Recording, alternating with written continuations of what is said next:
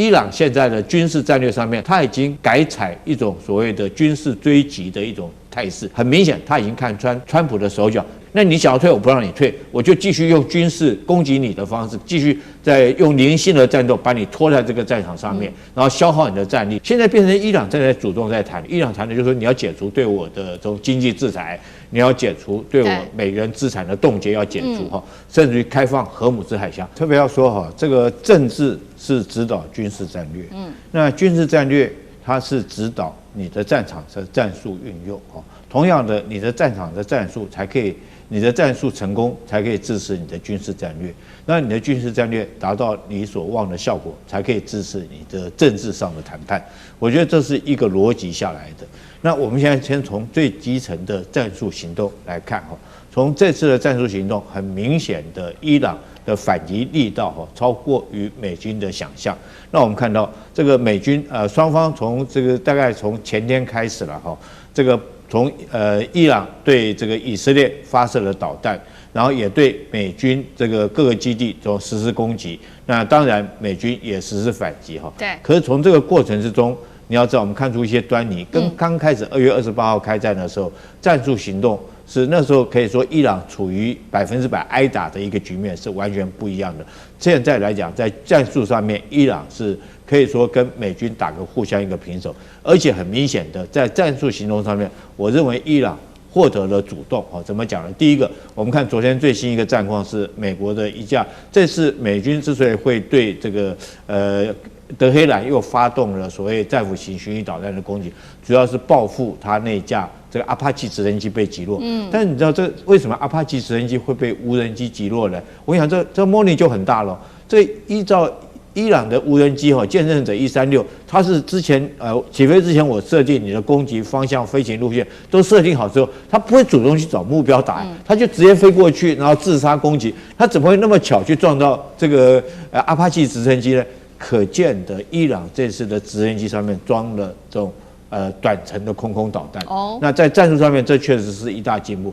所以這就為什麼伊朗可以好幾次打中阿帕奇直升機，也可以打中 MQ9。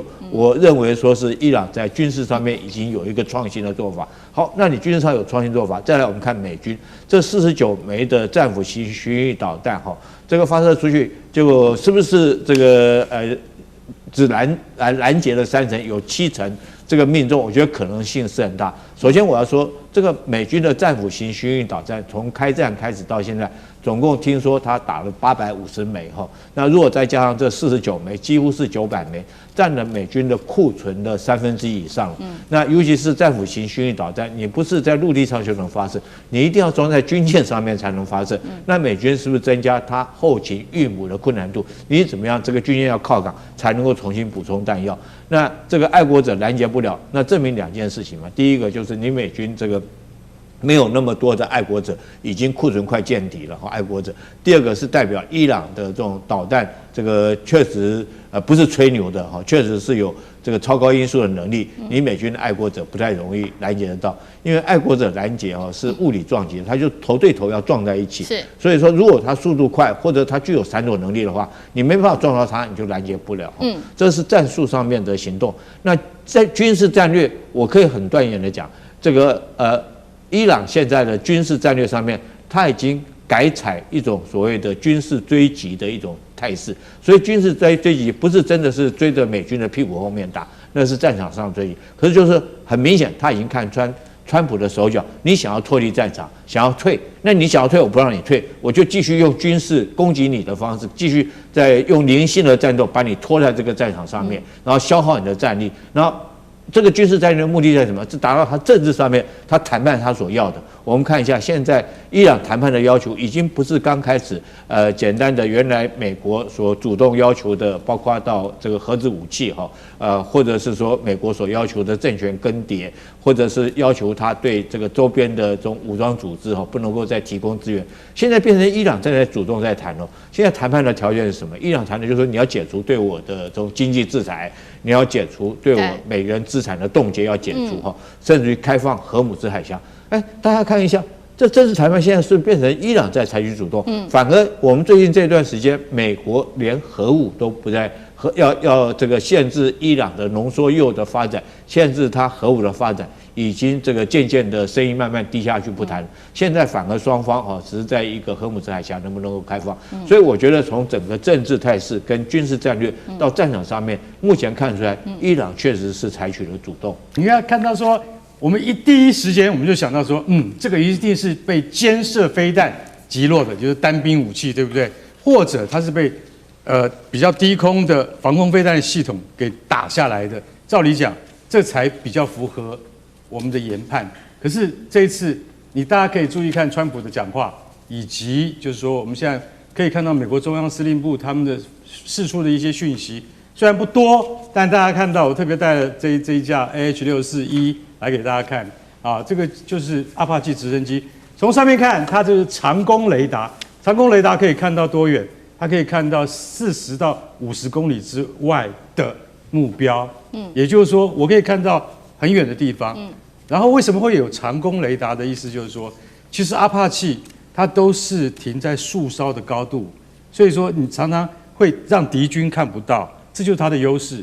等到它已經算好你的距離的時候，它發射，它用它的光電頭在這邊，它的光電頭在這邊，它發射它的光電頭，用雷射測距儀測出距離之後。然後他就會指揮這下面的地獄火飛彈進行攻擊，一次帶了16枚。大家看到16枚嗎？這是4枚，4枚旁邊還有再8枚，總共有16枚，就代表它可以對付16個目標。在正常的狀態下，它在烏克蘭跟俄羅斯的戰場上面，它是對付坦克用的，所以它為什麼叫坦克殺手？那像這樣子的直升機。所以它常常飛到荷姆茲海峽的上空，它也是低空飛的。所以在這種情況之下，你要把它打下來，不是那麼容易的事情。所以為什麼這一次事情一發生，照理講，革命衛隊他一定要講啊，我幹的，我幹的啊！我現在就馬上發布消息說，你看，美帝的那個最強攻擊直升機被我打下來了。可是沒有你知道為什麼嗎？後來我們進一步分析才知道說，原來。它是被見證者無人機撞下來的。我為什麼用撞這個字眼呢？因為說一句實在話，它因為如果說是見證者知道它在哪裡而去攻擊它的話，那你大可公布戰果。可是這一次連阿帕奇的飛行員都沒有受到紅外線警告，沒有受到紅外線警告就是什麼意思呢？就是說來打我的不是飛彈，於是。無人機的紅外線訊號跟軌跡很低，所以不是被飛彈打到的，而是被無人機給打到的。這就完全顛覆了我們的觀念。什麼意思？現在可以用無人機來打你，這件事情在俄烏戰場上已經發生了，所以美國沒有提供太多的那個阿帕奇直升機給烏克蘭。為什麼？他知道沒有用，碰到無人機必死的啊，穩死無疑。但是這次在伊朗，在荷姆茲海峽上面驗證了說，原來見證者可以打阿帕奇這件事情，你就會覺得說，這完全是顛覆了我們的想象，可以打得到你哦。而且我跟你講，那麼小小的一架，竟然可以把這一架高達2000萬美金的直升機給揍下來。然後說句實在話，革命衛隊他們自己也是在盤算說，奇怪，我們到底放出幾架，在什麼空域，在什麼情況之下打中了這架直升機，而這架直升機上面的飛行員怎麼沒有回避，怎麼沒有發現無人機？代表什麼？代表無人機根本防不勝防嘛！你算不到它的距離，你算不到它的方位，跟算不到它的軌跡，所以你才會被它打中。所以這件事情是非常重要的。然後再來一點呢，就是說為什麼這2名直升機的飛行員竟然，通常來講的話，只要被那個就是說飛彈啊，不管啊，任何的武器打到啊，大概上面的飛行員都不會倖存的。為什麼？因為他沒有彈射儀，他彈不出去。他一彈射出去，一定是打到自己的螺旋桨。是。所以坦白講，直升機飛行員是非常危險的。然而他們就這一次啊，終於可以跌在海裡面2個小時之內被美軍自己救回去。這又是另外一章，什麼一章？就是說直升機飛行員他竟然可以死裡逃生，而且他死裡逃生是誰救他的？是無人艇救他的。這件事情是很大的戰術意義。為什麼？因為無人艇來救我啊，通常都是要有人的吧，不然你怎麼知道他落在哪裡呢？因為他們的信標做得非常的好，就是說它的信號的，它可以發射信標大概48小时，結果他在水裡面泡了2個人一起抱在一起泡了2個鐘頭之後就被找到了，被找到之後由無人艇救回來。這在我們所有觀察家裡面的視角裡面，這是一個非常重要的重點，因為這個 Chronic Corsair 就是克羅尼克海盜式無人艇，才7公尺那麼長而已，那麼小一台，竟然可以把2個人給載回來，這又改變了當地的一個戰術的態勢。不過無論如何，結論是說，今天如果說伊朗的無人機可以輕易的就把 AH-64給打下來的話，那伊朗還有很多秘密武器，你可不知道。